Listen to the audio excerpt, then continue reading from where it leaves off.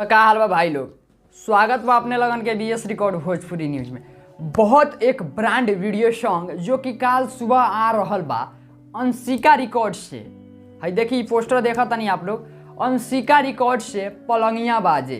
भाई आप लोगन से बता देहल चाहतनी कि धनंजय धड़कन जी के ई बहुत बड़ा लेवल के वीडियो होखे वाला बा, जौन की गाना के नाम रखल गईल बा, गाना का टाइटल बा कि पलंगिया बाजे, जौन की ओकर ऑडियो सॉन्ग शायद छूट चुकल बा भाई लोग। तो हम कहल चाहेब कि ओकर वीडियो आ रहा बा बहुत फाड़ू लेवल के।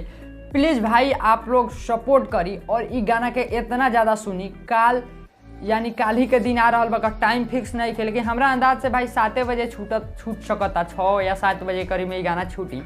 अंशिका रिकॉर्ड से पलंगिया बाजे, जौन की एक यहाँ देखा तनी पोस्टर आप लोग, और वीडियो के टीजर हो सके तो हम कोशिश करम चलावे के।